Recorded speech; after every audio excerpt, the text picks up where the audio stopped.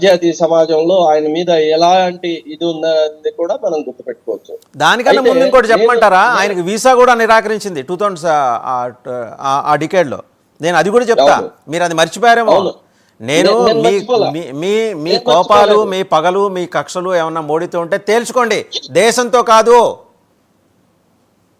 ఇప్పుడు మోడీ చేసిన తప్పుడు పనులను మాట్లాడితే అది దేశానికి వ్యతిరేకంగా మాట్లాడామని చెప్పేసి మీరు ఎలా భావిస్తున్నారు? దేశం వేరు. నేను మళ్ళీ చెప్తున్నా, మోడీతో ఉన్న పంచాయతీ ఉంటే మీరు తేల్చుకోండి అంటున్నా. రైట్ సార్, నేను ఒకే ఒక విషయం చెప్తాను,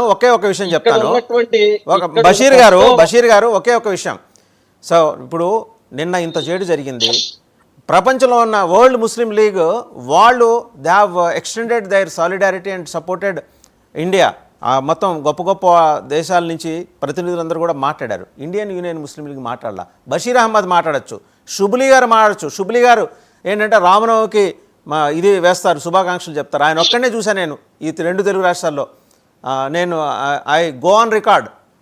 అలాగే మీరు రామనవమికి వెళ్ళి ముత్యాల తలంబ్రాలు ఇస్తారు బషీర్ అహ్మద్ గారు. ఈ 2 హాస్పిటల్లో మిమ్మల్ని చూస్తున్నా. ఏది ఈ జనరాసిటీ ఎక్కడి నుంచి వస్తుంది? ఈరోజు ఇంత ఉగ్రవాదానికి 26 మంది బలయ్యారు, ఒక నేపాల్ పౌరుడు కూడా బలయ్యారు. నేననేది ఎక్కడైనా స్పెషల్ ప్రేయర్స్ ఆఫర్ చేశారండి వాళ్ళకి నివాళులు అర్పిస్తూ? క్రిస్టియన్స్ కొవ్వొత్తుల ర్యాలీ చేశారు దేశవ్యాప్తంగా. మసీదులో జరిగే వాటిని దేనిని కూడా ప్రార్థన జరుగుతున్నప్పుడు, నమాజ్ జరుగుతున్నప్పుడు మసీదుకు ఉన్న సిస్టమ్ ఏంటంటే దాన్ని వీడియోగ్రఫీ తీసి చూపించే సిస్టమ్ మసీదుకి లేదు. అది గుడికి ఉంది, చర్చికి ఉంది, మసీదుకి లేదు. కాబట్టి మసీదుల్లో ఏం జరిగింది అనేది చాలా మందికి తెలియదు.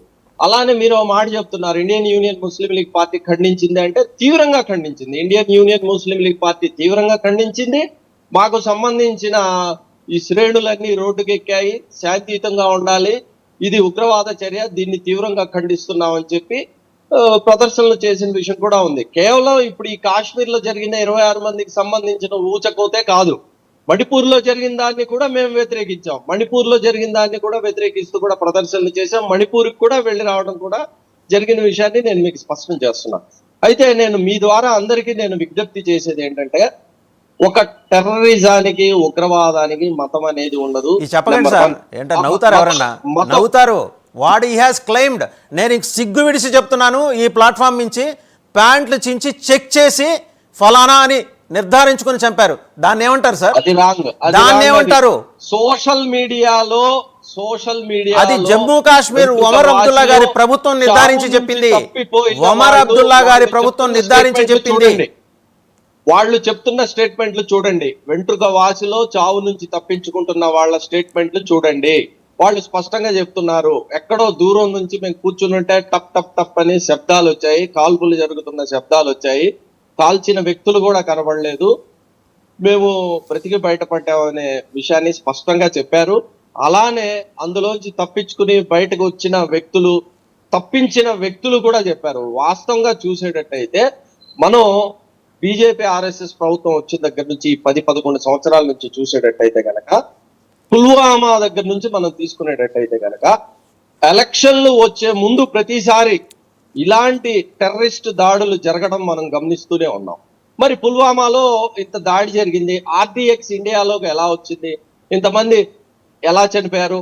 జమ్మూ కాశ్మీర్కి సంబంధించిన గవర్నర్ గతంలో చేసిన మాలిక్ గారు ఆయన స్పష్టంగా చెప్పాడు, దీని వెనుక ఆర్ఎస్ఎస్ బీజేపీకి సంబంధించిన హస్తం ఉంది, వాళ్లే చేయించారు, ఎన్నికల కోసం చేయించారని చెప్పి ఆయన ఆరోపణ చేస్తే దాని మీద ఏ విధమైనటువంటి పరిశోధన జరిగిందా? దాన్ని ఏదైనా లోతుగా పరిశీలించారా? పరిశీలించలేదు, పరిశోధన కూడా జరగలేదు.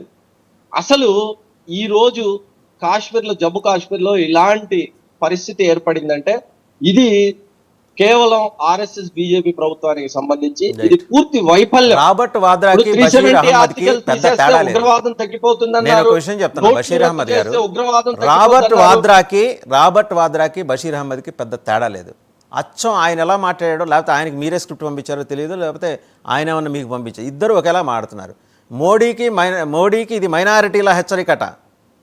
ఈ దేశంలో ఉండి లక్షల కోట్ల కుంభకోణాలకు పాల్పడే రాబర్ట్ వాద్రా మాట్లాడతాడు, అదే లైన్ ముస్లిం లీగ్ కూడా తీసుకుంటది. నేను మళ్ళీ మీ దగ్గరకు వస్తా, ఇప్పుడు రాబర్ట్ మళ్ళీ వస్తా దేర్ ఆర్ అదర్ స్పీకర్స్ చర్య తీసుకోండి. ఎవరు ఆపుతున్నారు మిమ్మల్ని దేర్ ఆర్ చర్య అదర్ స్పీకర్స్. తీసుకుంటున్నా? ఒక్కసారి మళ్ళీ మీ దగ్గరకు వస్తాను. Okay, right, శుభ్లి గారి దగ్గరికి right. వెళ్దాం. శుభ్లి గారు ఆయన ఒక సందేశం పంపించారు.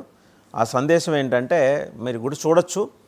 ఈ ఉగ్రవాద దాడిని ఖండిస్తూ మృతుల కుటుంబాలకు నివాళులు అర్పిస్తూ సాలిడారిటీ ఆ కుటుంబాలకి శుభ్లి గారిని మనస్ఫూర్తిగా వారికి అభినందన తెలుపుతున్నా. కాస్త బోల్డ్గా బయటకు వచ్చి డెమోక్రటిక్గా ఆలోచిస్తున్న మీ బోటోళ్ళు ఇంకా రావాలి, బయటికి రావాలి.